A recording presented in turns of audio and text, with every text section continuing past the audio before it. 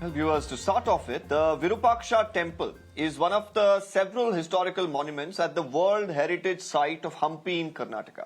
It was built in the 7th century under the Vijayanagara Empire, and the temple is one of the few monuments which really continues to stand tall. But at the start of November, this UNESCO protected site was tampered with. Now, that is, of course, when we put it really mildly. Karnataka Chief Minister Siddaramaiah was to visit the temple for an event. This was on the 2nd of November. Now, ahead of that, there was a lot of course, preparations that went or were taken place here. Officials from the endowments department went ahead and decided that they'll actually use drilling machines and dig a nail into these historic pillars. Now, this was done only to make sure that a gate will be present there to manage the devotees who were to enter from the northern side of the temple.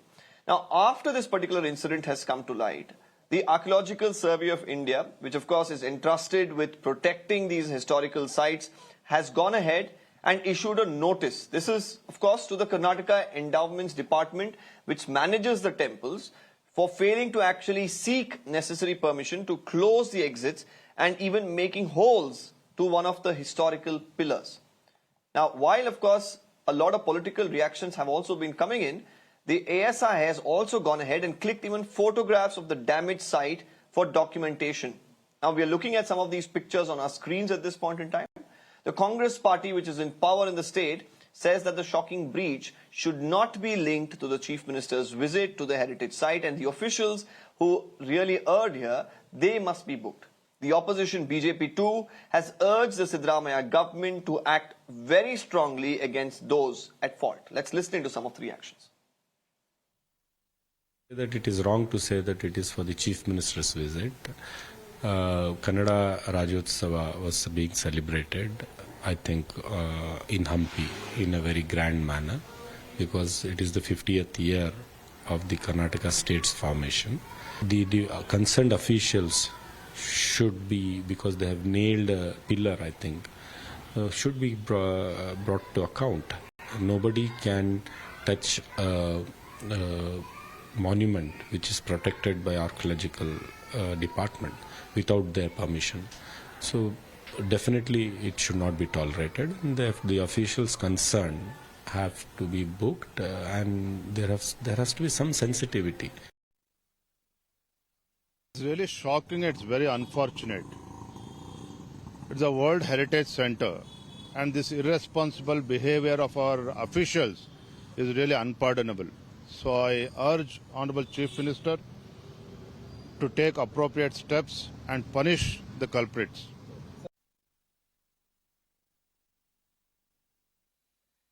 Now, but keeping the political aspect aside, we here at Mirror Now are asking, are our heritage sites which bring global glory to the country really neglected? That's the big question. And to open this up and really discuss more about this, I have Vijay Prasad from the BJP who's joining us. We also have Dhruv Jatti, spokesperson from the Congress, and also Dr.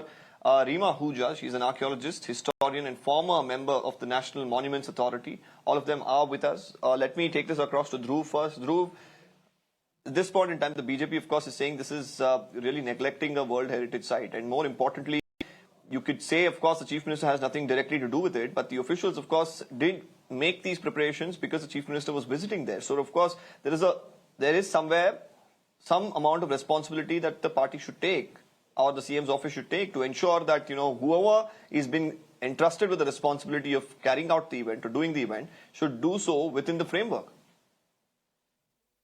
Deepak, protecting, promoting and safeguarding the cultural heritage sites of Karnataka are a great priority for the government of Karnataka, irrespective of which political party is in administration. Now, like you have said, and like various other people from the BJP themselves have said, that whoever is in charge of this entire handling of the event that took place on November 2nd should be taken into action. And I can assure you that at this point of time, the notice has reached the respective office departments, and they are already preparing a probe and a report as to what should be taking place. And there is no accountability for the political party over here, simply because that this incident could have taken place right before the elections, then you'd have had a BJP chief minister sitting over there. This has nothing to do with the chief minister himself. There is no order from his office which states that any nails had to be hit into the heritage site. There is no order that has been put across from the Karnataka Pradesh Congress Committee which endorses this sort of action. So it's very clear that this is a very big miscalculation and a very big damage towards the archaeological site. And with all due respect towards the monuments and the heritage sites of Karnataka, the Karnataka government will take appropriate action as per what probe is going to take place over the next couple of days. Mr. Prasad, is that answer convincing enough? Because the BJP president earlier had a few strong statements to make.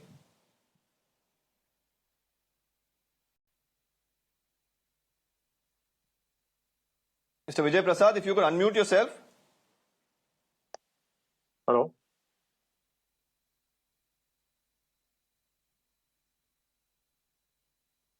Mr. Vijay Prasad, you seem to be on mute. If you could quickly unmute yourself and respond. No. Who are you asking, Deepak? I'm asking you, are you convinced with what Dhruv is saying? Because your BJP president earlier had some really strong statements to make. No. See, good evening, Deepak, and good evening to other panelists, and wishing you all a very happy Deepavali. Congress, in the thirst for power, drank themselves into oblivion. Okay, an inept and incompetent government to accommodate the head of the government has gone to the extent of damaging the UNESCO World Heritage Site. This shows no control on the administration. Proof of the pudding is in eating. The ASI letter to the government shows the mirror to the government saying that you are an incompetent government. To the letter to the endowment officer. Siddaramaiah government, which is known for its ineptness, is not only making holes in the rich resources of the Karnataka, is now making holes in the World Heritage Site. That is one thing. The other thing what I'd like to say is, Deepak, the Siddaramaiah government, which should be cognizant of the World Heritage Site, should be extra careful while conducting functions and should ensure no damage is done. When there is none in the government to take the onus of responsibility, when the government does not have any control of the administration, the whole government is projecting themselves as incompetent. And such incidents are bound to happen. And of course, I'm not sure whether CM Siddaramaiah is aware of this incident because he is busy in sanctioning cars for his MLAs and furnishing his own residence. We all know, Deepak, in 1565, Hampi was destroyed by coalition of Muslim sultanates and entered into the war with Vijayanagar Empire. Exactly after 458 years, Siddaramaiah government is trying to destroy the remains of the ruins of Hampi. Incompetent government headed by Siddaramaiah in its excitement to show... Okay, you're bringing in vast comparisons here. Let me move away a little bit from politics here. Also bring in Dr. Rima Huja. She's an archaeologist, understands the importance of such sites. Dr. Rima, especially when you have any sort of event that takes place at heritage sites like this, what are the protocols that really need to be followed here? Who do we hold accountable in situations like this? For inviting me to speak here. First of all, let's put a few facts on the table. One, that India, which is a country with a heritage that goes back, we all know it, we all study it in schools and colleges, we know that. We only have 42 cultural sites that are on the UNESCO World Heritage List. It might seem a large amount, but in any case, that is one fact. The other is that the Archaeological Survey of India is protecting approximately 3,700 sites, plus minus a few, which the CAG report will also has talked about. In a country the size of India, in a country with the richness that we have, Hampi alone has a number of sites within the umbrella of the 1986 and then the 1991 border, the boundary extension. There are several buildings, several ensembles, several other aspects to that site. So in a country the size of India, the state governments, the different state governments across the country, protect a limited number of sites through their departments of archaeology or culture, whatever the designation of each area. All in all, even if you cover the Devasthanam, again across the country, different terms, the Waqf boards, cantonments, we are not protecting at a rough estimate between 10,000 to 12,000 sites are being protected across a country as large as India. I'm speaking from Rajasthan. Rajasthan alone is roughly the size and shape of France. We have about under 500 sites protected by both ASI and the state government. So in a country the size of India, this is something for us to consider. One, that World Heritage tag is difficult to get. Having got it, it's difficult to maintain. I will come to that in a second. The other is that we have a lot more heritage than is being accorded protection.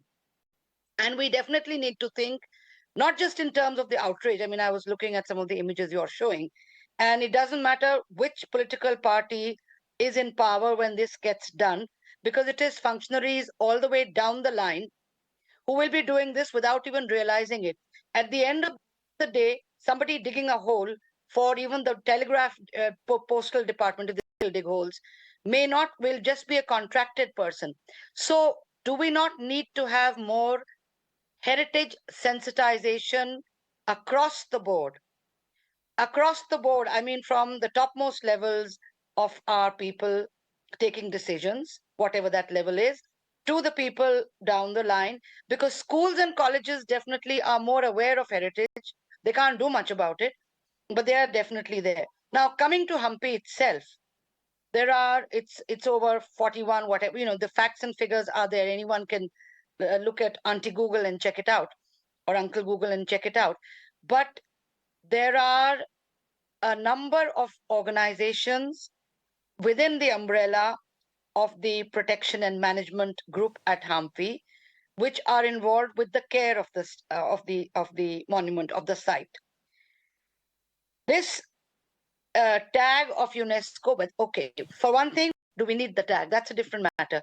This is part of India's heritage, whatever the heritage is. And in this case, this is part of only the 42 sites for a grand old country with the heritage like ours, with a history like ours, just 42 cultural sites. And we have to go and tamper with those. Of course, in my mind, it doesn't matter if it is the best of the World Heritage sites or the lesser, smaller ones, or just a monument which is across the road from me. Yeah. They are all deserving. Taking due care, of course, is absolutely essential.